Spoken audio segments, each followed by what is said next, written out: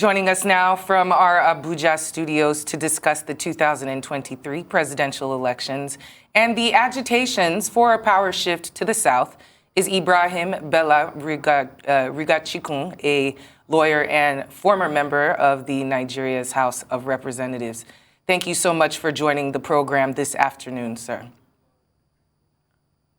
Yeah, thank you. It's my pleasure.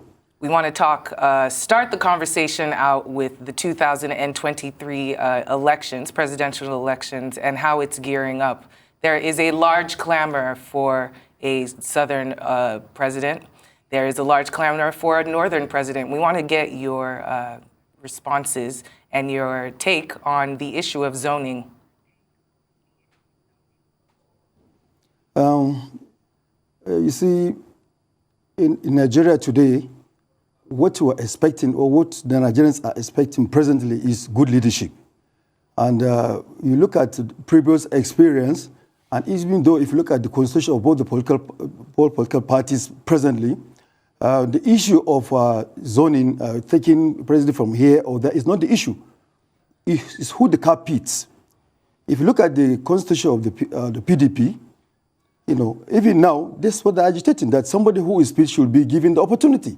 And also the party manifesto of the APC is almost the same thing. So the issue of zoning, somebody coming from one side or the other, what we want is who can save this country from drowning. What we're expecting presently is a kind of a dynamic leader, a leader with vision, somebody who is in the system, who has been tested and trusted with a lot of opportunities or privilege in this system to come and now continue with the good game. So if you now insist on that, yes, somebody must come from so-so place, somebody must come from so-so angle, that is not the priority. That's not the issue.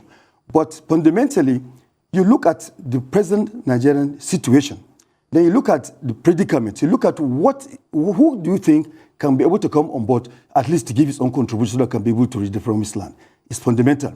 And if you look at, from the various experiences, we have a lot of, elders at the leadership.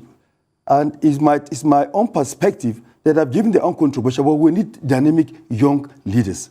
Youth to come and aspire this position, so that when the youth happen to be on board, at least this kind of restives, unemployment issues, so many social biases we're experiencing now, at least a youth person knows exactly the situation so the youth can come on board. At least the elders can come on advisory capacity. I think this is something which we lack in this country, and this is a time whereby the young should come up and give their own contribution so they can be able to save this our country. So I think it's safe to say that you do not believe in zoning. But what about some groups in Nigeria who complain of being marginalized and left out of leadership? For instance, some people believe that having a president from the Southeast will help curb the activities of IPOB. What's your take on this? Yes, you see, from what's obtainable now, if you can have the president from that South being a leader of this country, at least you have a lot of influence, to denotate all this kind of that's happening in that kind of area. And if you look at what is happening today, strictly, whatever you're going to do, when looking at governance, you have to now look at the Constitution of the Federal Republic of Nigeria. You see, in the Constitution, the issue of zoning is not even reflected there. So what we want is nationalistic leader, somebody who has a national mind, somebody who is everywhere. Like now, if we can have somebody from that axis who has a lot of program to secure this country, to give his own contribution based on the experience he has, I think it's a very good idea. So when some people now say that they have been marginalized, how? This is Nigeria, and at the same time, we have laws, we have processes, we have political parties, and they're all from 36 states of this country, including Abuja, and each and every political party, is allowed to bring out its own processes where leadership can come in. So if any person now said that he's marginalized, well, I don't believe in that. But that's my own take, because each and every Nigerian has the right to come up and now aspire for this position. All we want is to save this country from drowning. This country is our own country. We can't look for any other person out of Nigeria to save this country. So Nigeria is ours, and we know ourselves. But my take is we need young, determined young people to come and lead this country because we don't have time to waste again. All right, then. It's really difficult to sort of hear you and not see how you can look back at history and not say some people have been marginalized. People are clamoring from the Middle Belt. People are clamoring from the Southeast. People are even clamoring from the Southwest as well. So it's really hard for me to listen to you and say, you know, you don't think they should clamor or you don't feel they've been marginalized. How do you react? Okay, let's not even say myself now. To your critics, how would you react to some of the things that you've said? You see, every Nigerian has the right to his own opinion. It's constitutional. Every Nigerian has the right to say his own, whether you're calling for marginalization, whatever. Yes, then you have to, we don't have independent candidates in this country today. So every Nigerian, every group from all the sorts, all 6 geopolitical zones, they can aspire, they can follow any political party and now seek for other regional kind of support. Nigeria is one. So if we now insist that in this, weighing all our confidence from one region to the other, it will not be an idealistic thing, among kind of understanding. But the thing is, Nigeria is one. You can have any person from all angles.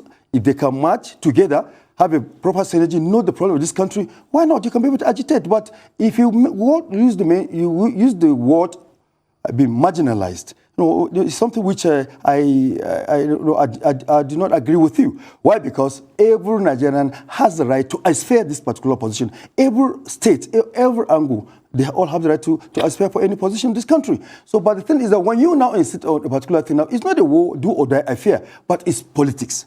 You must join the politics as enshrined in the Constitution. Each and every Nigerian has the right to join any political party to save this country. So, when you find a particular clique of particular people clamoring for that marginalization, yes, they have the right to say so. So that if they could not be able to make it, those that happen to be on board, they can look at their own kind of predicament and seek solutions to it. Nigeria is one.